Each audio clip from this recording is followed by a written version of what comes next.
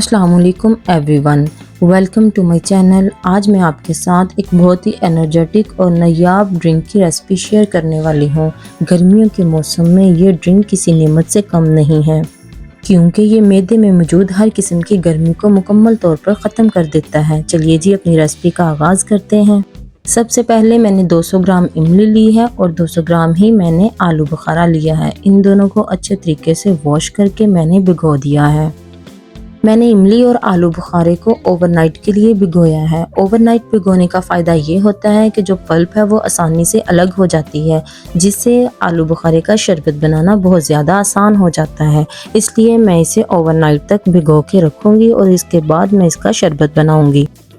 ये देखें ओवरनाइट भिगोने से किस तरह गुठलियाँ और पल्प आसानी के साथ अलग अलग हो रही हैं।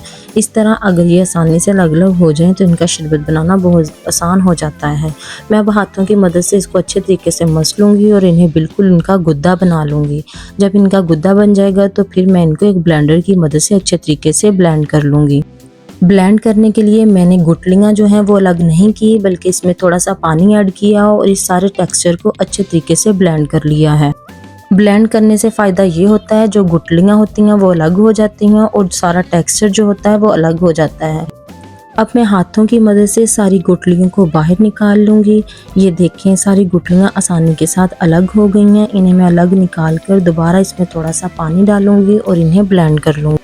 इससे हमारी जो पल्प बाकी बची है वो भी वेस्ट नहीं होगी। इन्हें ब्लेंड करके इसका पानी जो है वो मैं दोबारा इसी मिक्सचर में डाल दूंगी। ये देखें ये बिल्कुल साफ़ बाहर निकल आई हैं। इन्हें मैं हाथों की मदद से अच्छे तरीके से निचोड़ूंगी ताकि जो इसमें पानी है वो निकल जाए और हमारा ज़रा भी पल्प जो है वो वेस्ट ना हो। अब मैं इसे ज़ाया कर दूँगी क्योंकि अब इसमें कुछ भी नहीं बचा। इस मिक्सचर में से जो गुठलियाँ वो मुकम्मल तौर पर अलग हो चुकी हैं। इस तरीके से अगर आप शरबत बनाएंगे तो हमारी चीज़ें बहुत कम ज़ाया होंगी। ये देखें जब ये टेक्सचर इस फॉर्म में आ जाए तो फिर हमने इसको पकाना है। अब मैं इसमें हाफ़ ग्लास पानी का शामिल करूँगी और इसे अच्छे तरीके से मिक्स करूँगी।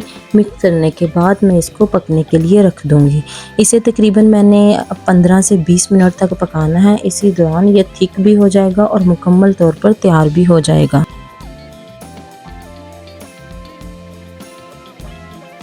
ये देखिए हमारा मिक्सर जो है वो पकना स्टार्ट हो गया है। जब ये इस तरह से पकना स्टार्ट हो जाए तो फिर इसके बाद हम इसमें शुगर शामिल करेंगे और साथ ही ब्लैक सॉल्ट शामिल करेंगे।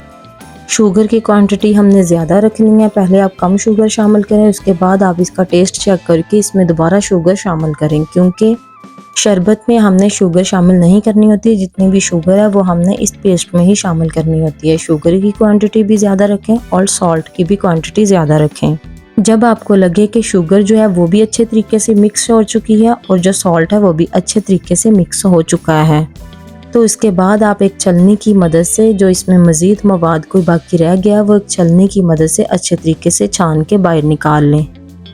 ये देखिए इसमें जितना भी कोई टेक्सचर था या गुठलियाँ थी वो मैंने आसानी से बाहर निकाल ली हैं। अब आपने ध्यान रखना है जब इस शरबत के ऊपर इस तरह की जाग सी आए तो वो भी आपने एक छलनी की मदद से निकाल लेनी है।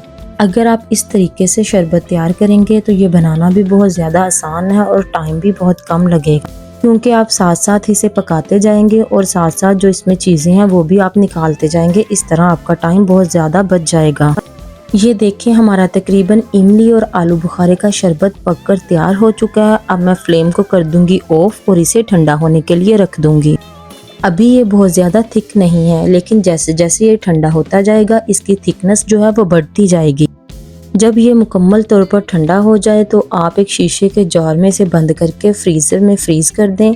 ये देखें ठंडा होने पर ये काफ़ी ज़्यादा थिक हो चुका है, लेकिन जब आप इसको फ्रीज़ करेंगे ये और ज़्यादा थिक हो जाएगा। इसलिए जब आपने इसको बनाना है तो इसकी कंसिस्टेंसी यही रखनी है।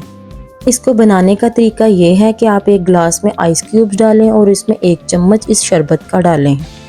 फिर इसमें आप सिंपल पानी शामिल करें। ये देखिए हमारा मज़ेदार किस्म का खट्टा मीठा शरबत बनके तैयार हो चुका है।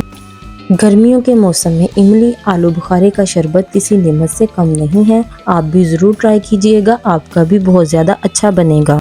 वीडियो अच्छी लगे तो लाइक शेयर और सब्सक्राइब करना मत भूलिएगा। आने वाली नई वीडियो तक के लिए अल्लाह हाफिज़।